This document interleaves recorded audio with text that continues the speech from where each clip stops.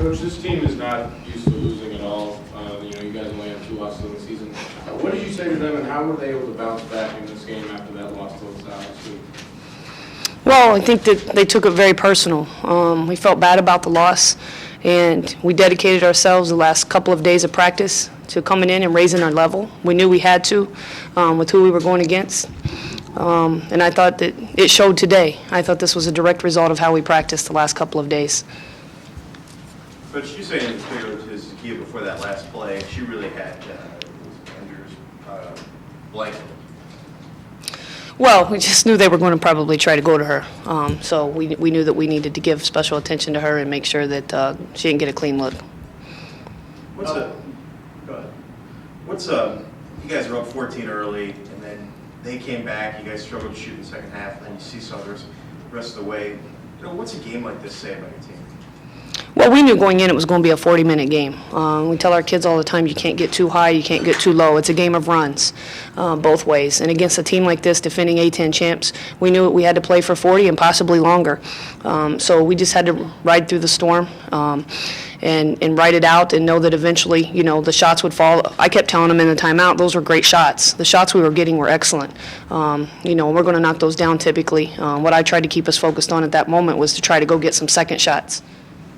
Well, games like today give you, get you national exposure, national respect, and I think our kids thrive on that. They enjoy it, and they're deserving of it. They've worked very hard. They were mentioned early in the week in the top 25, and have an opportunity to get right back in that. Always, we knew at the half we had 13. We were trying to get 26 for the game. So 3 shy of that, but great job by our young ladies defending them. We knew we had to disrupt. They're a very patterned team, and we had to disrupt them and make them uncomfortable and also ignite our break. Can you talk a little bit about Kara's game? 21 on 10 today. Freshman out there against defending A-10 Well, what we did with Kara is had to get her running again. That's where she excels, and she did that. And we adjusted a couple things with our break that I think helped her, and she can speak to that. But she was able to get out in transition, and she's hard for anybody in this league to stop when she's out in transition in the open floor. She can pull up, she can get to the basket, she can find her teammates for shots. So we got her back out and running today, and I think as a result, she had a solid performance for us. Here, can you expand on that a little bit in terms of how getting out and running helped you? Well, of course, we want to be furious, and Coach Nick and Coach Ronley helped us out a bit, making better decisions in transition. So instead of making a long pass, make it easy. So they helped us out by pushing the ball deep and kicking out the shooters. If you get stopped, if you don't, keep going. What is it about the system that allows you to thrive? You're having a pretty good season. Can you say it again? So what is it about this system, about this team that's allowed you to thrive? Because you're having a great first season. Well, my teammates, we all stay positive and we motivate each other. And when we go. So, it starts in practice. So when we work hard in practice, it carry over to the game. And that's just hard work.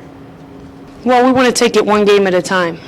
We have a 24-hour rule where we will celebrate a loss or celebrate a victory and sulk over a loss. And so we'll enjoy this through tomorrow, and then we'll get right back to work talking about Fordham. They played in the championship game last year along with St. Joe's. Went right down to the wire. So we have a similar-looking team coming in here again on Wednesday night, again on our home floor where we've been able to remain undefeated up on the season so far. So another great opportunity here at home for us to continue the streak. How big was Monjay coming off the bench and knocking down those 4 threes? Well, obviously it was significant. We felt there are certain games that Monjay can play better in based on matchups. And we felt like going into this game, we worked on it the last couple of days, that she would cause a matchup problem for them because of how they wanted to guard Robin Parks. And then when she's able to knock them down, it really opens up some things. We feel like we got them on a play that we have not run much this year, that they probably haven't seen it.